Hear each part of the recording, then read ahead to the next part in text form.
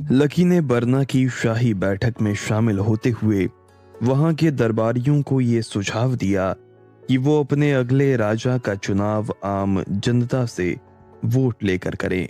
Lucky के इस सुझाव पर सहमति और असहमति दोनों बनी, लेकिन बैठक के दूसरे चरण में लकी गायब हो गया। सबको लगा वो महोमन के डर से भाग गया है, लेकिन असल में लकी एक घुसपैठिए का पीछा कर रहा था जो बैठक कक्ष के ऊपर बने मचान पर चढ़कर किसी को मारने वाला था। लकी ने बड़ी बहादुरी से उस घुसपैठिए को पकड़ लिया। बैठक खत्म करनी पड़ी, लेकिन लकी के लिए सबके दिलों में इज्जत बढ़ गई। सेना प्रमुख ने उस घुसपैठिए से पूछताछ शुरू की और इधर लकी की इच्छा हुई कि वो खुद रानी साहिबा से मिले। सेना प्रमुख जब लकी का हाल जानने आए तो वहां विधान सेन नजर आया।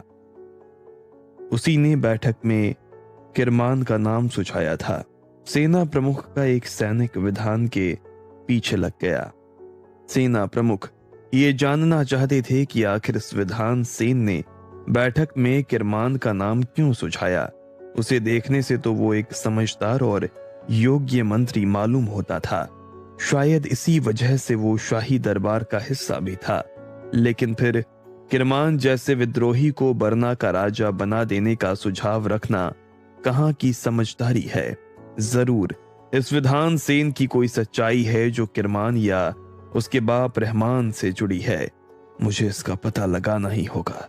सेना प्रमुख ने मन में सोचा और मेहमानी कक्ष की तरफ बढ़ने लगे। सेना प्रमुख ने मेहमानी कक्ष के बाहर खड़े गार्ड से विधान को कहते सुना था कि भीतर कोई और लकी से मिल रहे हैं। किसी और को भीतर जाने की मनाही है। लेकिन सेना प्रमुख तो आखिर पूरे बरना की सेना का लीडर है। उसके पास ताकत है और ओहदा भी। भीतर जो भी खास व्यक्ति लकी से मिल रहा होगा उसे सेना प्रमुख के भीतर आने से कोई एतराज नहीं होगा। इसलिए वो बिना कहीं रुके या इंतजार किए लकी के कमरे की तरफ बढ़ आए। दरअसल लकी रानी साहिबा से मिलना चाहता था। उसने कुमारी से इस बारे में बात भी की थी। बैठक के दौरान लकी ने रानी साहिबा को रोते हुए देखा था। जिस वक्त पूरे दरबार में राजा साहब की राजगद्दी का उत्तराधिकारी ढूंढा जा रहा था, स्वाभाविक था कि राजा साहब के जाने के बाद किसी को तो उनकी गद्दी सौंपनी थी। लेकिन इस सब के बारे में उनकी पत्नी क्या सोच रही थी ये तो पता करना ही चाहिए। लकी अपने कमरे में लेटा इसी मुलाकात का इंतजार कर रहा था कि तभी उसके कमरे में महोमन आए। लकी उन्हें देखकर चौंक गया। उसे नहीं पता था कि वो भी यहाँ आने वाले हैं। बैठक में तो उन्हें लकी के सुझाव से नाराजगी हो रही थी। फिर ये मुझसे क्यों मिलने आए होंगे, लकी सोच रहा था। तभी महोमन ने अपना हाथ बढ़ाते हुए लकी से कहा, hello young man, my self Barham रुमान। Lucky ने हिचकते हुए अपना हाथ बढ़ाया। उसने महोमन के मुंह से इस तरह की लैंग्वेज एक्सपेक्ट नहीं की थी। महोमन ने आगे कहा, तुम सोच रहे होगे कि महोमन ये तुमसे किस तरह बात करने लगे। दरअसल महोमन, मैं दरबार के लिए और शाही परिवार के लिए हूं। भीतर से तो एक इंसान हूं जिसका एक नाम होता है, एक पहचान है। अब महोमन नाम से ही पहचाना जाता हूं तो ये पहचान छिप गई है। लेकिन तुम्हें देखकर लगा कि तुमसे महोमन नहीं, एक इंसान बरहम रुमान बनकर मिलना चाहिए। कैसी तबीयत है अब तुम्हारी? ज्यादा चोट तो नहीं आई? लकी के लिए जैसे ये एक ख्वाब था। 6 फुट का लंबा चौड़ा आदमी जिसकी बुलंद आवाज से सारा दरबार खामोश था, लकी के सामने खड़ा होकर इतनी आराम से बात कर रहा है। लकी ने उसकी बात का जवाब देते हुए कहा, हाँ बिल्कुल ठीक हूं। उस दरवाजे की नोक टकराने की खरोच है, बस ज्यादा कुछ नहीं। मैं तुम्हारी बहादुरी देखकर दंग रह गया। तुम्हें कैसे पता चला उसके बारे में? महोमन उर्फ बरहम ने पूछा। मैं भोजन के बाद वापस बैठक में आ रहा था, तभी वो एक काली परछाई की तरह मेरे सामने से गुजरा। मुझे कुछ अजीब लगा तो मैंने उसका पीछा किया। वो ज्यादा दूर नहीं गया था। बैठक कक्ष के पीछे की दीवार पर रस्सी भी टंगी थी। मुझे लगा कि वो जरूर दरबारी बैठक की जरूरी बातें सुन रहा है।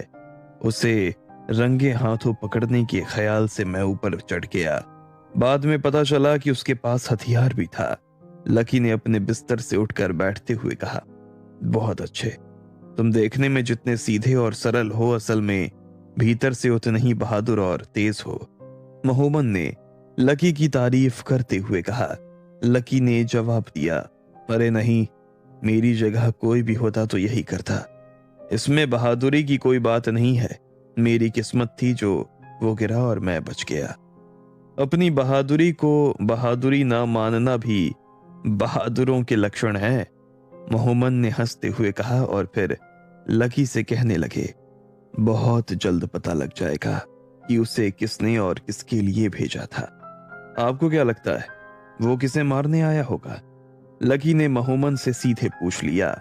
मोहम्मद एक पल के लिए रुके और फिर कुछ सोचने लगे और बोले, मुझे लगता है वो मुझे ही मारने आए थे। और ऐसा क्यों लगता है आपको? लकी ने फिर सवाल किया। क्योंकि राजा साहब के जाने के बाद मैंने ही उनके ताज को गद्दी पर रखने का बेड़ा उठाया। अगर मैं ऐसा नहीं करता तो शायद आज की ये बैठक कुछ और हो जाती। लकी राजशाही में इस बात का एहसास कि हमारे ऊपर कोई बैठा हुआ है बहुत जरूरी होता है, नहीं तो दरबार बिखर जाते हैं। तुम तो जानते हो, कई लोग गद्दी खाली देखना चाहते हैं। वो खाली होगी तभी तो उस पर बैठने के उम्मीदवार खड़े होंगे। शायद इस वजह से ये हमला मुझ पर था। मोहम्मद ने अपना जवाब दिया और खामोश हो गए। लकी ने आगे कहा, आप जानते होंगे कि आपके और राजशाही के दुश्मन बरना में खुले घूम रहे हैं, तो आप कुछ करते क्यों नहीं? बस इसलिए तो हमें जल्दी से एक राजा की जरूरत है लकी, क्योंकि ये काम मोहम्मद या किसी दरबारी मंत्री का नहीं बल्कि राजा का है। सेना उसी के आदेश पर चलती है। और रानी साहिबा? लकी ने फिर पूछा। मैं जानता हूं लकी, तुम्हारे भीतर जो सवाल पनप रहा है। दरबारी बैठक में भी तुमने इसका जिक्र किया था। मैं तुम्हें बताऊं कि मोहम्मद होने के नाते मैं सिर्फ बरना के राजशाही नियमों और रीतियों की रक्षा करूंगा। यही मेरा धर्म है और मैंने इसी की शपथ ली है। जब तक नया राजा आकर अपने नियम नहीं बनाएगा, ये नियम नहीं बदल सकते। लकी समझ गया कि मोहम्मद क्या कहना चाहते हैं। अब उसके पास कोई और सवाल नहीं बचा था। फिर भी उसे अच्छा लग रहा था कि मोहम्मद ने इस तरह दोस्ताने अंदाज में उससे बात की और उसके पास आकर उसकी खैर खबर पूछी। मोहम्मद ने आके कहा, अब मैं चलता हूं। उम्मीद है तुम्हें बरहम रुमान से मिलकर अच्छा लगा होगा, लेकिन अब शायद तुम्हारी मुलाकात मोहम्मद से ही हो। लकी ने बिना कुछ कहे मुस्कुराते हुए उनकी इस बात को स्वीकार कर लिया। मोहम्मद लकी के बिस्तर के बगल में रखी स्टूल से उठे और दरवाजे से बाहर चले गए। उनके बाहर जाते ही सेलम बाहर निकल कर आ गया।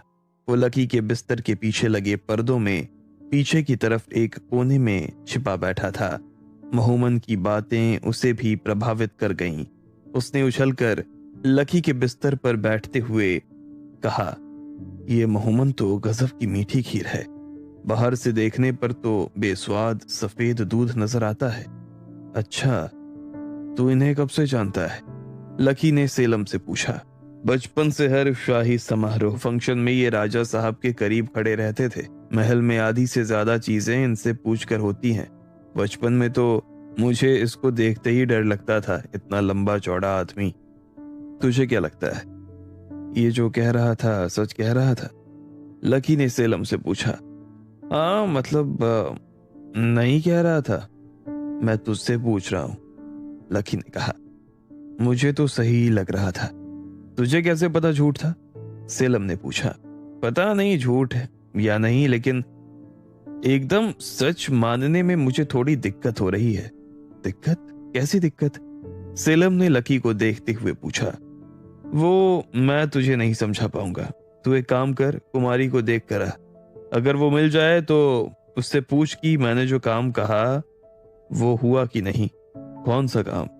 सेलम ने सवाल किया। वो उसे पता है, तू बस इतना कह देगा वो समझ जाएगी।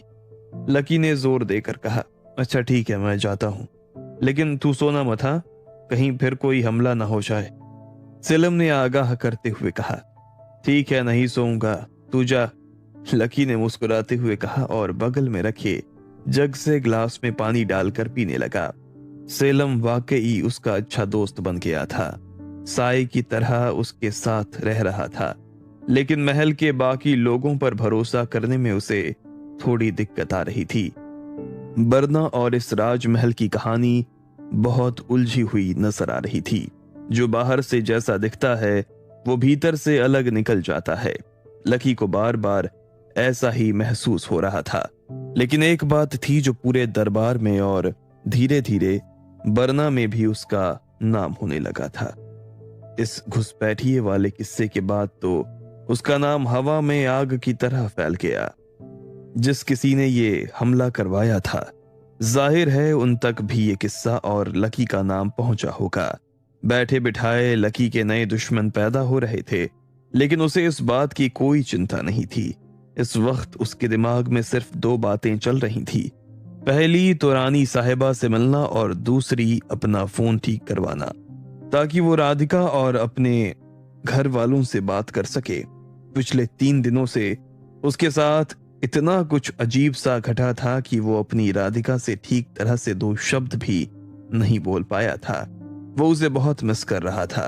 अपने होने वाले बच्चे की याद भी उसे आ रही थी। इस वक्त उसे राधिका के करीब होना था और वो यहाँ फंसा हुआ था। दरअसल यहाँ होना भी उसकी खुद की ही चॉइस थी। बरना का नागरिक होने के नाते ये लोग उसके अपने लोग थे और उन्हें इस वक्त अकेला छोड़ना उसे ठीक नहीं लग रहा था। लकी अचानक अपने बिस्तर से उठा और खड़ा हो गया। वो कहीं बाहर जाना चाहता था, खुली हवा में। यहाँ इस मेहमानी कमरे में ख्यालों की बाढ़ उसके दिमाग को घेरने लगी थी। उसे आराम बिल्कुल पसंद नहीं है और हर कोई उसे आराम करने की सलाह दे रहा था, जैसे वो कोई बीमार हो। उसने अपने कमरे से निकलते हुए दरवाजे पे खड़े गार्ड से कहा, मैं छत पर जाना चाहता हूं, तुम में से कोई एक मेरे साथ चलो और दूसरा यहीं रहकर पहरेदारी करो। कोई मुझसे मिलने आए तो उन्हें भी ऊपर छत पर भेज देना। दोनों गार्ड्स ने एक दूसरे को देखा, फिर बिना कुछ कहे एक लकी के साथ चलने लगा और एक वहीं दरवाजे के बाहर खड़ा हो गया। खुली हवा में आते ही लकी को अपने सीने में ताजगी का एहसास हुआ। सूरज अपनी लाली छोड़ रहा था और पंछी अपने अपने घोंसलों में लौटने का शोर मचा रहे थे। शाम का ये वक्त लकी को बहुत अच्छा लगता था। वो सीढ़ियां चढ़ते हुए छत पर आ गया। अचानक उसे वो शाम याद आ गई जब उस पर यहीं इसी वक्त तीर से हमला हुआ था और किस्मत से वो बच गया था। लकी फिर उसी जगह जाकर खड़ा हो गया, जैसे उसे किसी का कोई डर नहीं था। जिस इंसान ने कई बार मौत के मुंह से जिंदगी को जीता हो, उसे ये बहुत आसान लगने लगती है और उसका डर खत्म हो जाता है। लकी भी शायद ऐसा ही हो गया था। तभी उसे वो सपना याद आया जो सेलम के घर उस रात उसने देखा था। उस सपने में भी वो यही खड़ा था और ठीक सामने राधिका खड़ी थी। उसके पीछे दूर कहीं राजा साहब टहल रहे थे और लकी के पीछे किरमान हवा में धनुष खींचे दिखाई दिया था। उसे अचानक ख्याल आया कि इस सुहानी ढलती शाम में वो उस मनहूस सपने को क्यों याद कर रहा है। लकी ने एक लंबी गहरी सांस ली और आसमान में इस ढलते नजारे को देखने लगा। सीढ़ियों के पास खड़ा गार्ड उसकी पहरेदारी कर रहा था। तभी उसे किसी के सीढ़ियां चढ़ने की आवाज सुनाई दी। गार्ड ने अपने हथियार को छूते हुए उस आने वाले व्यक्ति को सलाम किया। लकी को लगा कि फिर राजशाही का कोई व्यक्ति उससे मिलने आया है, लेकिन सीढ़ियों से सेना प्रमुख ऊपर आए। लकी उन्हें देखकर थोड़ा रिलैक्स हुआ। उनसे लकी को किसी तरह की फॉर्मेलिटी नहीं करनी थी। बैठक से दोनों का रिश्ता एक दोस्ती का रिश्ता बन गया था, भले ही दोनों की उम्र में काफी अंतर था। सेना प्रमुख ने लकी के पास आकर मुस्कुराते हुए उसे गले लगा लिया। इससे पहले कि वो कुछ कहते, लकी ने ही आगे बढ़कर कहा, देखिए मेरी बहादुरी और आज के किस्से पर बिल्कुल बात मत कीजिएगा प्रमुख जी, मैं पक गया हूं इसे सुन सुनकर। सेना प्रमुख ने लकी की इस बात पर जोर का ठहाका लगाया और कहा, तो फिर वो कविता ही सुना दो जिसकी कल्पना तुम यहाँ ढलते सूरज को देखते हुए कर रहे थे। लकी को प्रमुख की इस बात पर हंसी आ गई। तलवार चलाने वाले के मुंह से कविता जैसा शब्द सुनना बड़ा विचित्र है। उसने प्रमुख से कहा, कहिए क्या खबर है? खबर अच्छी है या बुरी पता नहीं, लेकिन बैठक में किरमान की तरफदारी करने वाले मंत्री याद हैं तुम्हें? विधान सेन, उनके पीछे मैंने एक सैनिक लगाया है। रात तक किरमान की खबर हमें मिल जाएगी और ये घुसपैठिए को टूटने में अभी कुछ और वक्त लगेगा, लेकिन मैं उसे तोड़ दूंगा। अब दुश्मन हमसे दूर नहीं है। प्रमुख की इस बात का लकी ने कोई जवाब नहीं दिया और दूर ढलते सूरज को देखने लगा। उसके सवालों की लिस्ट अब भी लंबी थी, लेकिन उसे पता था अभी इंतजार करना बेहतर है। क्या सचमुच लकी और किरमान का आमना सामना हो जाएगा या फिर वो घुसपैठिया कोई और नाम बोलकर पूरा खेल बदल देगा? क्या होगा रानी साहिबा की चुप्पी का राज? आपको क्या लगता है, क्या होंगे इन सभी सवालों के जवाब? कमेंट बॉक्स में कमेंट करके हमें जरूर बताएं और सभी सवालों के जवाब को जानने के लिए सुनते रहिए इंस्टा मिलीनियर सिर्फ पॉकेट एफएम पर। बरना के राजशाही महल में हो रही दरबारी बैठक में लकी भी शामिल हुआ। वो बरना का हाईएस्ट सिविलियन था और राजा साहब का दोस्त भी था। बैठक में नए राजा के चुनाव पर विचार हो रहा था। लकी ने नए आम चुनाव का सुझाव दिया तो बरना के मोहमन उससे खफा हो गए। दोपहर के भोजन के बाद बैठक का दूसरा चरण शुरू हुआ, जिसमें लकी मौजूद नहीं था। वो महल में घूम रहे एक घुसपैठिए का पीछा कर रहा था। लकी ने उस घुसपैठिए को पकड़ लिया। इस वजह से एक बड़ा हादसा होते होते टल गया। बरना में लकी के इस कारनामे की चर्चा फैल गई। लकी अपने मेहमानी कक्ष में रानी साहिबा से मिलने का इंतजार कर रहा था। तभी मोहम्मद वहां आए, लेकिन उन्होंने लकी से एक दोस्त की तरह बात की। इसके बाद लकी छत पर शाम की ताजी हवा ले रहा था। सेना प्रमुख उससे मिलने आए। सेना प्रमुख से लकी की अच्छी दोस्ती हो गई थी। उन्हें लकी का जज्बा और बेबाक अंदाज काफी पसंद आया और दोनों को ही लग रहा था कि इस सब के पीछे किरमान का ही हाथ है। सेना प्रमुख ने अपने एक सैनिक को विधान सेन के पीछे लगा दिया था। विधान सेन वही दरबारी थे जिन्होंने बैठक में रहमान और उसके बेटे किरमान को राजगद्दी का उत्तराधिकारी बनाने का सुझाव दिया था। एक समझदार दरबारी किरमान जैसे विद्रोही को राजा क्यों बनाना चाहता है? लकी के लिए यह सवाल रहस्य बना हुआ था, लेकिन सेना प्रमुख पहले से उन्हें किरमान से मिला हुआ एक भ्रष्ट दरबारी मान चुके थे। एक योद्धा होने के नाते उनका ऐसा सोचना जायज भी था, लेकिन लकी एक पढ़ा लिखा इंसान था। उसने जिंदगी में कई उतार चढ़ाव देखे थे। वो इतनी जल्दी किसी को जज नहीं कर सकता था। छत पर डूबते सूरज के सामने खड़े लकी के कंधे पर हाथ रखते हुए सेना प्रमुख ने कहा, तुम किसी गंभीर सोच में डूबे हुए लग रहे हो। क्या कोई बात तुम्हें परेशान कर रही है? लकी ने सेना प्रमुख की तरफ मुड़ते हुए कहा, यूं तो कई बातें हैं, मुझे भी खुद समझना मुश्किल हो रहा है, लेकिन सबसे ज्यादा जिस बात ने मुझे परेशान किया हुआ है वो ये है कि कहीं अपनी सूझबूझ और हर बात का हल ढूंढने की कोशिश में मैं कुछ ऐसा ना कर बैठूं जिससे इस देश और यहाँ की जनता के साथ कुछ गलत हो जाए। मैं तो यहाँ से चला जाऊंगा, लेकिन आप सबको यहीं रहना है। मैं आपके रीति रिवाज और नियमों के आड़े नहीं आ सकता। सेना प्रमुख ने लकी की बात को ध्यान से सुना और एक हल्की मुस्कान के साथ लकी से कहा, तो फिर तुमने भरे दरबार में महामंत्री के सुझाव को मानने से इनकार क्यों कर दिया? क्योंकि मुझे वो सुझाव यहाँ की जनता के हित में नहीं लगा। आखिर मैं वहां बरना के एक नागरिक के तौर पर मौजूद था। लकी ने कहा, लेकिन तुम्हारा आम जनता के बहुमत से राजा चुनने का सुझाव काफी लोगों को पसंद आया लकी, सेना प्रमुख ने कहा। कुछ लोगों को, शायद आप भी उनमें से एक थे। ज्यादातर लोग महोमन की बात में हामी भर रहे थे और महोमन यहाँ की रीतियों और नियमों को सबसे बेहतर जानते हैं। तो इसलिए तुम्हें लग रहा है कि तुम्हारा सुझाव रीतियों और नियमों के खिलाफ था? हाँ, ऐसा ही समझिए, लकी ने धीरे से कहा। लकी, जब हम युद्ध के लिए तैयार होते हैं तो ये बताया जाता है कि युद्ध नियमों के साथ लड़ा जाए, लेकिन रणभूमि में शास्त्र नहीं शस्त्र काम आते हैं। जब दुश्मन सारे नियम तोड़ दें और जान पर बन आए तो हमें भी नियमों को भूल जाना चाहिए। इस वक्त बरना में और इस राजमहल में एक शीत युद्ध चल रहा है जिसमें हम सब सैनिक हैं। तुमने खुद आज बैठक में ना बैठकर नियम तोड़ा और दुश्मन को रोक लिया। यह दुश्मन का एक प्यादा था। असल में दुश्मन कौन है हम में से कोई नहीं जानता। ऐसे में सिर्फ बहादुरी और देश प्रेम काम आता है, जिसका प्रमाण आज तुमने दे दिया है। तुम्हें चिंता करने की कोई जरूरत नहीं है।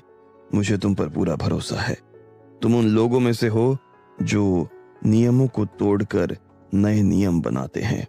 राजा साहब ने अपनी पूरी जिंदगी यही किया, इसलिए बरना में राजशाही होते हुए भी ये देश समृद्ध है।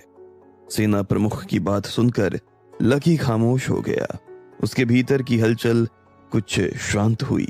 उसने सेना प्रमुख को अपने सीने से लगाया, जिसका मतलब था वो उनसे दिल से जुड़ा हुआ था। सेना प्रमुख ने भी लकी को एक भाई की तरह गले लगाया, जैसे उनकी सेना में एक नया योद्धा शामिल हुआ हो।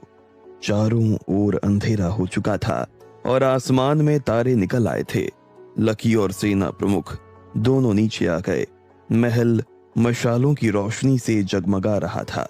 नीचे आकर सेना प्रमुख ने लकी से कहा, आज तुमने जो बहादुरी का काम किया है उसकी चर्चा हमारे सैन्य दल तक भी पहुंच गई है। मेरे सैनिक तुमसे मिलना चाहते हैं। क्या तुम उन्हें आज रात का भोजन अपने साथ करने का सौभाग्य देना चाहोगे? लकी इतने फॉर्मल इनविटेशन को सुनकर हंस दिया। उसे इतनी शालीनता और सम्मान के साथ किसी ने डिनर पर इनवाइट नहीं किया था। सैनिकों के साथ वक्त बिताना एक अलग अनुभव होगा। लकी ने इस मौके का फायदा उठाते हुए प्रमुख से कहा, अगर आप मेरे लिए 2 सैनिक पोशाकों का इंतजाम करेंगे तो मैं जरूर चलना चाहूंगा। सेना प्रमुख ये सुनकर असमंजस में पड़ गए। 2 सैनिक पोशाक? किस लिए? मेरा एक और साथी है, उनका नाम सेलम है।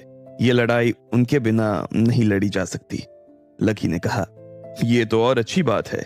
दोनों पोशाकें आपके पास पहुंच जाएंगी लकी। मेरे सैनिक खुद आपको लेने आएंगे। पाबंद रहिएगा। बरना में वक्त की पाबंदी बहुत जरूरी है, खासकर भोजन के वक्त, लकी ने प्रमुख की बात को पूरा करते हुए कहा। सेना प्रमुख एक जोर का ठहाका लगाकर वहां से चले गए। लकी भी अपने मेहमानी कक्ष में तैयार होने के लिए आ गया। सैनिकों के बैरक महल के ठीक बगल वाले हिस्से में थे। वहीं उनके सारे अभ्यास और खेल होते थे। बड़े बड़े कमरे हथियारों से भरे हुए थे और उनके आसपास युद्ध के वक्त पहनी जाने वाली लोहे की ढाल कवच मौजूद थे। बैरक के ठीक बीच में एक बहुत बड़ा मैदान था जिसमें गेरुआ मिट्टी बिछी हुई थी। यहीं पर सैनिकों का मार्च भी होता था। आज इस पूरे मैदान को मशालों से जगमग कर दिया गया था। बड़े बड़े कड़ाहियों में वेज और नॉन वेज दोनों तरह का भोजन पकाया जा रहा था। यहाँ हर काम सैनिक खुद करते थे। सेना प्रमुख ने बड़े सैन्य भोजन का आयोजन किया था। इस तरह का आयोजन पिछले कुछ महीनों में हुआ ही नहीं था और इसकी वजह शायद राजा साहब का चले जाना था। उनके होने पर तो ये आयोजन आए दिन होता रहता था ताकि सैनिक अपनी रोज के रूटीन से बोर ना हो और उनमें एनर्जी बनी रहे। वो अपने सैनिक जीवन को एंजॉय करें।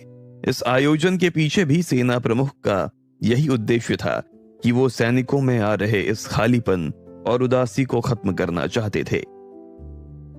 एक लीडर होने के नाते ये उनकी ड्यूटी थी कि अपने सैनिकों की सेहत का वो ख्याल रखें।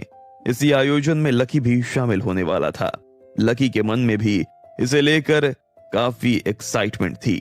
सेलम जब अपनी धुन में चलता हुआ मेहमानी कक्ष में दाखिल हुआ तो लकी तैयार हो चुका था और अपने पैरों में पहने सैनिक जूतों के फीते बांध रहा था। सेलम उसे देखते ही चौंक गया। ये क्या कर रहा है लकी? किसी लड़ाई पर जा रहा है क्या? हाँ, और तू भी मेरे साथ चल रहा है। लकी ने पास रखी सैनिक पोशाक सेलम की ओर फेंकते हुए कहा। लेकिन अभी रात के वक्त किससे है लड़ाई और कब शुरू हुई? सेलम ने सीरियस होते हुए पूछा। सब बताऊंगा, अभी वक्त नहीं है। जल्दी से इस पोशाक को पहन और चल मेरे साथ, लकी ने जोर देते हुए कहा। इस बार सेलम थोड़ा सीरियस हो गया। उसे लगा सचमुच कोई लड़ाई छिड़ गई है और अब उसे भी इसका हिस्सा बनना है, क्योंकि लकी खुद भी उसके सामने एकदम तैयार खड़ा है। उसने जल्दी से कपड़े बदले और वो सैनिक पोशाक पहन ली। अब लकी ने उससे कहा, तूने सैनिकों का बैरक देखा है? हाँ देखा है, सेलम ने कहा। तो सीधे वहीं चल और रास्ते में कहीं मत रुकना। सेलम ने वही किया। वो लकी के साथ मेहमानी कमरे से निकला और तेज कदमों से चलते हुए महल के हिस्से पार करने लगा। दोनों एक एक करके सारे मजले पार कर नीचे उतरने लगे। चलते हुए ना लकी कुछ बोल रहा था, ना सेलम उससे कोई बात कर रहा था। तभी लकी को याद आया कि उसने सेलम को किसी काम के लिए भेजा था। उसने अचानक रुकते हुए सेलम से कहा, सेलम, तू कुमारी से मिलने गया था ना? हाँ, सेलम ने एक शब्द में उत्तर दिया और फिर आगे बढ़ने लगा। लकी ने उसका हाथ पकड़कर रोकते हुए कहा, क्या कहा कुमारी ने? रानी साहिबा मुझसे मिल सकती हैं या नहीं? और मेरा फोन ठीक हुआ? लकी, युद्ध छिड़ा हुआ है और तुझे अपनी फोन की पड़ी है, सेलम ने सरप्राइज होकर कहा। लकी को सेलम की इस बात पर हंसी आ गई, लेकिन उसने खुद को कंट्रोल करते हुए कहा, युद्ध में हम बात नहीं कर पाएंगे और क्या पता तुझे कुछ हो जाए, इसलिए ये बात अभी कर लेते हैं। मुझे कुछ हो जाएगा? बरना में अब तक कोई मर्द पैदा नहीं हुआ जो सेलम को मार सके। मैं भी देखता हूं कौन है। ये कहते हुए सेलम फिर से आगे बढ़ने लगा। अरे एक मिनट रुक जा योद्धा, पहले बता कुमारी ने क्या कहा? रानी साहिबा से कब मिल सकते हैं? लकी ने सीरियस होते हुए पूछा। वो दोनों तुझसे मिलने आई थी, लेकिन तेरे कमरे के आगे भिक्षु खड़े थे, इसलिए वापस लौट गईं। याद है महोमन जब आए थे आज, उसी वक्त, सेलम ने कहा। लकी ने अपना सिर पकड़ लिया और बुदबुदाते हुए कहा, बड़ी मुश्किल से एक मौका मिला था, वो भी महोमन की वजह से चला गया। रानी साहिबा से मिलकर मुझे कितने सवालों के जवाब मिल जाते और अब क्या, पता नहीं कब वक्त मिलेगा। एक तो इस महल में रानी साहिबा इतने पर्दे में रहती है कि लकी ने अपनी बात अधूरी छोड़ दी। सेलम ने उससे कहा, तो तू पर्दे के पास जाकर मिल लेना। चल अभी चलते हैं, कोई हमें पहचान नहीं पाएगा। हमने सैनिकों के कपड़े भी पहने हुए हैं, कोई देखेगा भी तो लगेगा कि महल के दो सैनिक गश्त पर निकले हैं। फिर युद्ध, लकी ने सेलम को याद दिलाया। सेलम ने किसी बच्चे की तरह याद करते हुए कहा, अरे हाँ, अभी तो युद्ध पर भी जाना है, लेकिन मुझे कुछ हो गया युद्ध में तो कुमारी का क्या होगा? लकी, एक बार उससे मिलकर आने दे, क्या पता ये आखिरी मुलाकात हो। अच्छा, और अभी जो तूने कहा कि तुझे कोई नहीं मार सकता, अरे वो सच है, लेकिन युद्ध के पहले अपनी प्रेमिका से मिलने का रिवाज होता है, ये शुभ है। मैं अभी मिलकर आता हूं, तू यहीं खड़ा रह। सेलम लकी को छोड़कर वापस उल्टी तरफ जाने लगा। लकी आगे बढ़कर उसे रोक ही रहा था कि नीचे की सीढ़ियों से किसी ने उन्हें आवाज दी, सैनिकों, तुम दोनों वहां क्या कर रहे हो? ये कोई महल का रखवार लग रहा था जो शायद अपनी ड्यूटी कर रहा था। वो युद्ध, सेलम अपना मुंह खोल ही रहा था कि लकी ने आगे बढ़कर कहा, हमें बुलाया गया था। इसके बाद लकी और सेलम दोनों उन्हीं सीढ़ियों से नीचे उतरे और उस रखवार के आगे सिर झुकाकर बाहर की तरफ जाने लगे। उस रखवार ने फिर उन्हें पीछे से आवाज देकर रुका, उस काम के लिए तुम्ही दोनों को भेजा गया है? लकी ये सवाल सुनकर पलट गया। वो नहीं जानता था कि रखवार किस काम की बात कर रहा है, लेकिन उसका पलटना रखवार को हाँ समझ आया। उसने लकी और सेलम से कहा, मेरे पीछे आओ। सेलम ने लकी को देखा। लकी ने आंख के इशारे से सेलम को साथ चलने के लिए कहा। दोनों चुपचाप उस रखवार के पीछे पीछे आ गए। वो रखवार महल के इस मजले में उन्हें आखिरी कमरे तक ले गया। ये एक स्टोर रूम जैसा कमरा था जिसमें बड़े बड़े बक्से, कालीन, दीपदान और सुंदर मूर्तियां रखी हुई थी। रखवार ने एक बक्से के पास जाकर उन दोनों से कहा, इसे लेना है। लकी और सेलम ने उस बक्से को उठाया। बक्सा बहुत भारी था, दोनों को अपने चारों हाथ लगाने पड़े, तब जाकर वो उठ पाया। रखवार फिर आगे बढ़ा और लकी, सेलम उसके पीछे पीछे चलने लगे। सेलम बार बार लकी से इशारेबाजी करते हुए पूछ रहा था कि हम ये क्या कर रहे हैं, लेकिन लकी उसे हर बार शांत रहने का इशारा कर रहा था। जल्दी कदम बढ़ाओ, ज्यादा समय नहीं है। उस रखवार ने बगैर पीछे देखे दोनों पर रौब जमाते हुए कहा। लकी और सेलम उसके पीछे चलते हुए एक दरवाजे नुमा खिड़की तक आए। उस खिड़की में मोटी रस्सियां पड़ी हुई थी जिनके दो सिर नीचे की तरफ जा रहे थे। लकी और सेलम समझ गए थे कि उन्हें इन रस्सियों के सहारे इस बक्से को खिड़की से नीचे उतारना है, लेकिन दोनों के मन में ये जानने की इच्छा थी कि आखिर इस बक्से में क्या था।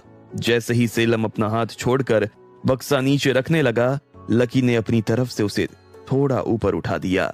एक तरफ वजन पड़ने से बक्से के ऊपर लगा ढक्कन थोड़ा खिसक गया। लकी और सेलम ने देखा कि उसमें हल्के बैंगनी रंग के कुछ फल रखे हुए थे। अफीम। सेलम उन फलों को तुरंत पहचान गया। क्या शाही राजमहल में अफीम तस्करी हो रही थी? क्या सेलम की रंगीन खान वाली बात सच साबित हो रही थी? लकी और सेलम अब आगे क्या करेंगे? आपको क्या लगता है, क्या होंगे इन सभी सवालों के जवाब? कमेंट बॉक्स में कमेंट करके हमें जरूर बताएं और सभी सवालों के जवाब को जानने के लिए सुनते रहिए इंस्टा मिलीनियर सिर्फ। बैठक के हादसे को रोकने के बाद लकी अपने कमरे में आराम कर रहा था। उससे मिलने मोहम्मन खुद आए और उन्होंने बड़े दोस्ताना अंदाज में लकी से बात की। सेना प्रमुख तहखाने में उस हमलावर घुसपैठिए को तोड़ रहे थे। जब वो लकी से मिलने आए तो उन्होंने विधान सेन को वहां देखा। अपना एक सैनिक विधान सेन के पीछे लगाकर प्रमुख लकी से मिले और उसे सैनिक बैरक में भोजन के लिए इनवाइट किया। लकी सैनिक पोशाक में सेलम के साथ बैरक जा ही रहा था कि किसी रखवार ने उन्हें एक बक्सा उठाने के लिए बुला लिया। यह बक्सा महल की एक खिड़की से नीचे उतारा जा रहा था। उन्होंने देखा कि इस बक्से में अफीम था जो चोरी किया जा रहा था। बक्से में रखे अफीम को देखकर सेलम की आंखें बड़ी बड़ी हो गईं। उसने घूरते हुए उस रखवार की तरफ देखा जो नीचे पड़े रस्सी के सिरे को उठा रहा था। लकी ने गर्दन हिलाते हुए सेलम को शांत रहने का इशारा किया। रखवार ने उन्हें डांटते हुए बक्से को बंद कर दिया और खुद आगे बढ़कर उन दोनों सिरों पर रस्सी बांध दी। फिर लकी और सेलम ने बक्से को खिड़की की चौखट पर रखा और धीरे धीरे उस बक्से को खिड़की से नीचे उतारने लगे। नीचे कौन खड़ा था उन्हें अंधेरे में दिखाई नहीं पड़ा, लेकिन वो जानते थे वहां एक से ज्यादा लोग मौजूद हैं। बक्सा नीचे पहुंचता गया और रस्सी का दूसरा सिरा ऊपर आता गया। नीचे से आई रस्सी के एक सिरे पर लाल कागज बंधा हुआ था। उस रखवार ने उस लाल कागज को चुपचाप अपनी जेब में रख लिया और रस्सियों को नीचे फेंककर खिड़की बंद कर दी। इसके बाद उसने लकी और सेलम से कहा, तुम्हारा इनाम तुम तक पहुंच जाएगा। अगले सप्ताह तक महल में दिखाई मत देना, अब जाओ। सेलम अब भी उस रखवार को घूर रहा था। लकी ने सेलम को यहां से चलने का इशारा किया। दोनों सैनिक बैरक जाने के लिए नीचे आ गए। सेलम ने दबी आवाज में लकी से कहा, तू मुझे रोक क्यों रहा था? पता है उस बक्से में क्या था? राजमहल के अंदर चोरी हो रही थी, और वो भी। लकी ने सेलम को बीच में ही काटते हुए कहा, हम उन्हें अभी रोक लेते तो सब खराब हो जाता। वो लोग ज्यादा दूर नहीं गए होंगे। उनका पीछा करके इस पूरे गिरोह को पकड़ा जा सकता है। अभी हमें जल्दी से सेना प्रमुख को इस चोरी की खबर देनी होगी। ये महल का रखवार तो कभी भी पकड़ में आ सकता है। लकी और सेलम भागते हुए सैनिकों के बैरक में पहुंचे। वहां कई सिपाही अलग अलग घेरों में काम कर रहे थे। लकी ने नजर दौड़ाते हुए सेना प्रमुख को देखा। वो सैनिकों की एक टुकड़ी के बीच बैठे किसी बात पर मशवरा कर रहे थे। लकी तुरंत उनके पास पहुंचा। प्रमुख ने लकी को देखकर खड़े होते हुए कहा, आइए, सैनिक लकी और सिलम, बरना का सैनिक बैरक में आपका स्वागत है। लकी आगे बढ़कर उनके गले लगा और उनके कान में कहा, हमने अभी अभी महल में एक बड़ी चोरी देखी है। वो लोग महल के पीछे रास्ते से एक बड़ा बक्सा लेकर बस्ती की तरफ निकले हैं। हमें जल्दी से उनका पीछा करना होगा। चोरी? क्या था उस बक्से में? प्रमुख ने आश्चर्य से पूछा। अफीम, वो भी बहुत बड़ी मात्रा में। सेलम ने कहा, सैनिकों। प्रमुख ने एक जोरदार आवाज के साथ सैनिकों को बुलाया। तुरंत सारे सैनिक आसपास घेरा बनाकर खड़े हो गए। प्रमुख ने कहा, हमारे 2 सैनिकों ने अभी अभी महल में एक चोरी होते हुए देखी है। 4 सैनिक टुकड़ियां उनके पीछे जाएंगी। लकी और सेलम, हमें उनके जाने का रास्ता बताइए। सेलम ने आगे बढ़कर सभी सैनिकों से कहा, महल के दूसरे मजले से दाईं तरफ एक बड़ी सी खिड़की है। वहीं से एक अफीम से भरा बक्सा नीचे उतारा गया है। वहां से 2 मुख्य रास्ते महल की पिछली बस्ती और शहर की तरफ जाते हैं। एक रास्ता जंगल की तरफ निकलता है। हमें इन्हीं दिशाओं में जाना है। लकी ने सेलम की बात को आगे बढ़ाते हुए कहा, आप में से 3 टुकड़ियां इन तीनों रास्तों पर जाएं और टुकड़ी बिखरकर शहर में फैल जाए। किसी भी तरह की हलचल देखकर एक दूसरे को सूचना दे दें। सेना प्रमुख ने लकी की ओर देखा। उसने बिल्कुल ठीक निर्देश दिए थे। उन्होंने आगे कहा, ध्यान रहे, शहर में लोग अभी जागे हुए हैं। काम सावधानी और सूझबूझ से करना होगा। आप लोग बिना देर किए निकल जाएं। आज रात्रि का भोजन इसके बाद होगा।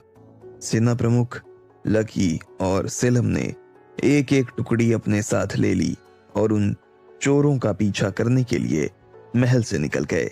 सेना प्रमुख ने जंगल का रास्ता चुना क्योंकि उन्हें यहाँ के बारे में पता था। सेलम शहर की तरफ बढ़ गया और लकी ने बस्ती का रास्ता चुना क्योंकि 2 दिन पहले वो सेलम के साथ इस इलाके को देख चुका था। लकी जब सैनिक टुकड़ी के साथ बस्ती में घुसा तो लोग अपने खाने सोने का इंतजाम कर रहे थे। वहां हल्की रोशनी और ज्यादातर अंधेरा था। उसने सैनिकों को बिखर जाने का आदेश दिया और सबसे कहा, बस्ती के लोगों को लगना चाहिए हम गश्ती सिपाही हैं। हमें अपने आंख कान चौकन्ने रखने होंगे। जरूरत पड़ने पर एक दूसरे को सिग्नल देना पड़ेगा। इसके बाद लकी अकेले बस्ती की गलियों में घूमने लगा। उसने देखा कि लोग छोटी छोटी झोपड़ियों में चूल्हों पर अपना भोजन बना रहे हैं। किसी की छत टूटी हुई है तो किसी की दीवार गायब है। ये बस्ती उन्हीं लोगों ने बसाई थी जो दूसरे देशों से बेघर होकर बरना में शरणार्थी बने हुए थे। कुछ लोगों ने लकी को देखकर नमस्ते भी किया और कुछ डर के मारे सीधे खड़े हो गए। लकी चुपचाप चलते हुए बारीकी से हर तरफ देख रहा था। तभी उसे एक जोर की चीख सुनाई दी। लकी ने उस चीख की तरफ ध्यान दिया तो उसे गालियों और झगड़े के स्वर सुनाई पड़े। कोई शराबी अपने घर में झगड़ा कर रहा था। इन चोरों को ढूंढना नहीं होता तो शायद लकी उन आवाजों की तरफ बढ़ जाता, लेकिन इस वक्त उसने इसे इग्नोर किया और आगे बढ़ता रहा। सेलम शहर में अपने सैनिकों के साथ बाजार के पीछे वाली दुकानों की तलाशी ले रहा था। कुछ दुकानें अभी भी खुली हुई थी और कुछ लोग आवाजाही करते हुए उन्हें देख रहे थे। सेलम को लगा कि उनके इस तलाशी वाले काम से वो चोर चौकन्ने हो जाएंगे, इसलिए उसने भी अपने सैनिकों को बिखर जाने का निर्देश दिया। सैनिक बाजार में फैल गए और बाजार होते हुए शहर के भीतर घुसने लगे। इधर सेना प्रमुख जंगलों में बिना रोशनी के उन चोरों को ढूंढ रहे थे। उन्होंने अपनी चलने की गति तेज की हुई थी। ताकि उन चोरों को जल्दी से पकड़ा जा सके। वजन होने के कारण उनका इस गति से चलना मुश्किल था और किसी घोड़े या गाड़ी का इस्तेमाल किया हो ऐसा कोई संकेत उन्हें नहीं मिला था। तभी एक पक्षियों की सीटी जैसी आवाज उन्हें सुनाई पड़ी। सेना प्रमुख ने सबको रुक जाने का इशारा किया। उन्हें एक और सीटी की आवाज दूर से आती हुई सुनाई दी। ये किसी तरह का सिग्नल था। उनके सैनिकों के आपसी सिग्नल से वो सब परिचित थे, लेकिन ये आवाज बिल्कुल अलग थी। सेना प्रमुख समझ गए कि चोर उनके आसपास ही कहीं है।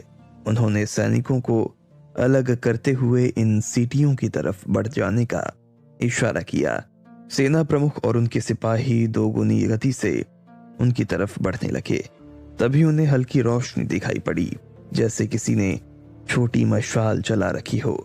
प्रमुख ने अपने पास वाले सैनिक को आगे जाकर पीछे से उन पर घेरा बना लेने का इशारा किया। उस सैनिक ने यही इशारा अपने करीबी सैनिक को दिया। देखते ही देखते सभी सैनिकों तक ये इशारा फैल गया। कुछ सैनिक लंगूरों की तरह एक पेड़ से दूसरे पेड़ चढ़ते हुए आगे बढ़ रहे थे।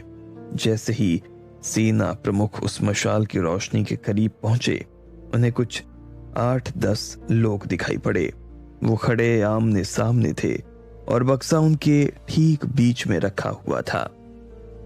सेना प्रमुख ने कनखियों से देखा कि उनके सैनिक जंगल में उन चोरों के आसपास छिपे बैठे थे। अब उन्हें प्रमुख के इशारे का इंतजार था। सेना प्रमुख बड़े ध्यान से उन चोरों को देखने लगे। वो आपस में कुछ बात कर रहे थे, जैसे कोई सौदा कर रहे हों। प्रमुख ने थोड़ा आगे बढ़कर उनकी बातचीत सुनने की कोशिश की, लेकिन उन्हें बहुत धीमी आवाजें सुनाई दी। इस बार काम बढ़ गया है, उसके लिए तो और लोग लगेंगे। देखते हैं क्या होता है। हाँ ठीक है। उनमें से एक आदमी ने बक्से को खोला और अफीम की क्वालिटी चेक करने लगा। तभी उसे सामने जंगल में एक अधनंगा सा आदमी दिखाई दिया। उस चोर ने वापस बक्सा बंद किया और अपनी जेब से एक पिस्तौल निकाल ली। कौन है वहां? वो अधनंगा आदमी डरते हुए उनके करीब आया और कहने लगा, कोई नहीं साहब, लकड़हारा हूं। यहां इतनी रात को क्या कर रहा है? उस पिस्तौल थामे चोर ने सवाल किया। लकड़ियां लेने जंगल आया था, लेकिन अंधेरे की वजह से रास्ता भटक गया साहब। उस अधनंगे आदमी ने और करीब आते हुए कहा, आप मुझे यहां से बाहर जाने का रास्ता बता देंगे? ये सुनकर उन चोरों ने एक दूसरे को देखा। उनमें से एक बोला, लकड़हारे हो तो तुम्हारी लकड़ियां और कुल्हाड़ियां कहाँ है? इस पर वो अधनंगा आदमी कुछ नहीं बोला और चुपचाप उन्हें देखता रहा। वो चोर कुछ समझ पाते उससे पहले ही एक चाकू हवा में उड़ता हुआ आया और उस पिस्टल थामे चोर के हाथ में जा लगा। पिस्टल उसके हाथ से उछलकर दूर जा गिरी और अगले ही पल सैनिकों का घेरा उन चोरों के आसपास बन गया। वो अधनंगा आदमी भी एक सैनिक ही था।